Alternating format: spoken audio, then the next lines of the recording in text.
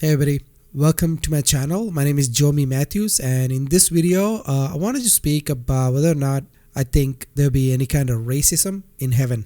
Now, in the book of Genesis, I think it's Genesis 11, 1 through 9, it says that the whole world had one language, a common, so basically it's one language, and all the races and everybody was pretty much together, right? Now, of course, they didn't respect God enough, and so they actually went their own way to create the Tower of Babel and this whole thing. So there is that, and of course that's when God split their languages, and they ended up speaking multiple different languages, hundreds and hundreds of languages, right? Even thousands. And does that mean that there was no racism in the during the time of Tower of Babel?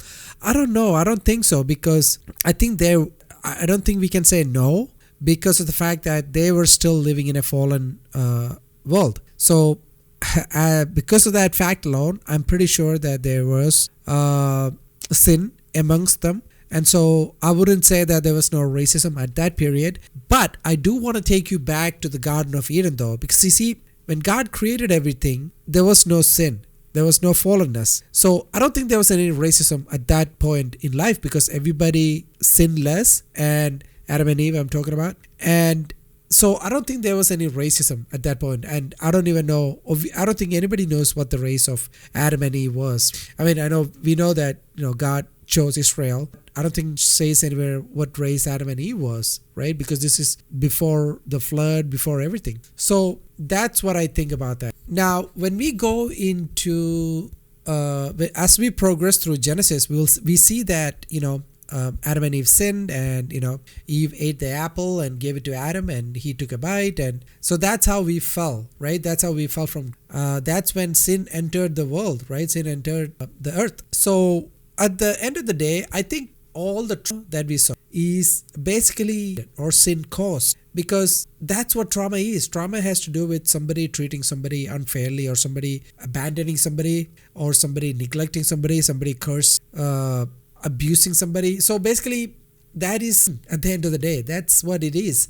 Now, of course, when you're living in a secular culture, you don't hear it being called a sin, because many people they're not born again, right? They're not Christians. So they don't think about it like that. I think if you're spiritually reborn, if you've been born again by the Spirit then I'm clear that you understand that a trauma is basically, it's as clear as day and night. So the Bible also says that do not be conformed to the patterns of this world, but be renewed by the Holy Spirit. Like, a lot of people these days are very helpful when it comes to healing from trauma. And they have a lot of these modalities and a lot of this system healing with ventral vagal mode and all of this, and which is, I think it's all great. I think it's all helpful, and I think it's all amazing. But I think at the end of the day, it's all talking about connecting to the breath, right? Connect that God gave us when God Adam and made him, and at that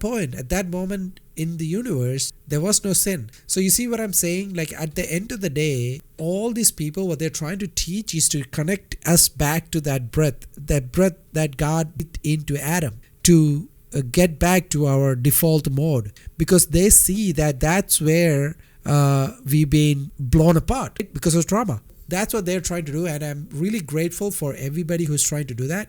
But I think in Christ, there are lots of promises, and there's a lot of future promises when it comes to the Bible.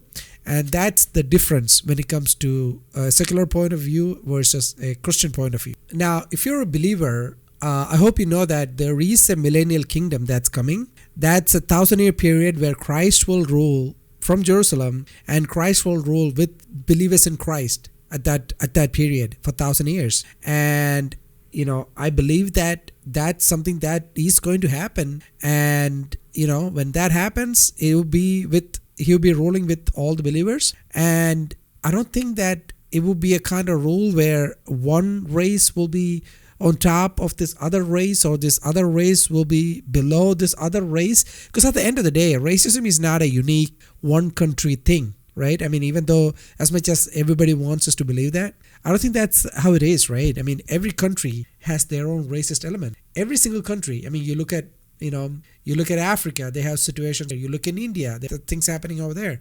You look in China, there are things happening over there. You take any, there are elements of racism. So it's not a unique thing that's just unique to one country or anything like. I just want to make sure that I'm very clear on that. But what I'm trying to say is that, after the flood, there's actually a great book on it. It's called After the Flood, right here. It's by this gentleman called Bill Cooper, B.A. Horns. I think those are two people, but Bill Cooper and B.A. Horns. It's called The Early Post-Flood History of Europe, Traced Back to Noah.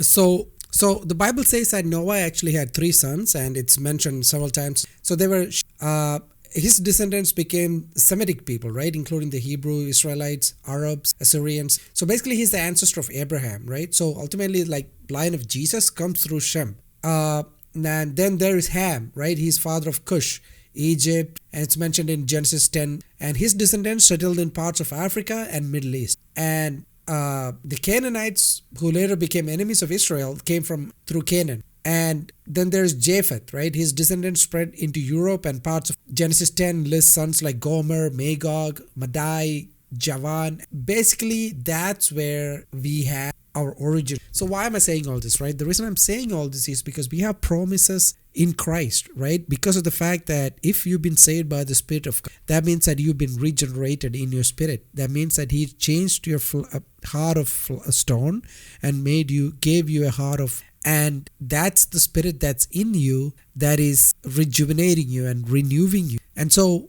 at the end of the day, when you get to heaven, your nervous system and your entire rejuvenation will be complete. It will be completely at the end of the day, right? Because the Bible says sin cannot enter at the end of the day.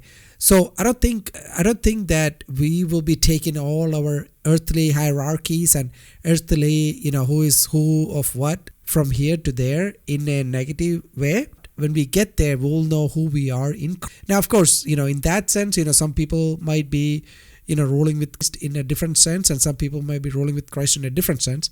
Some people have different talents God has given them at the end of the day, right? So in that sense, there might be a difference. That's not based on a race, but it's based on the talents that God has given each individual. So it could be somebody from China who could be ruling XYZ, and somebody who could be from, Czechoslovakia who could be ruling something else. And they will be working together. I know this is really, I'm taking a long way to explain it, but I hope that makes sense. Just let me know in the comments, or let me know if you had any questions. Thanks for watching.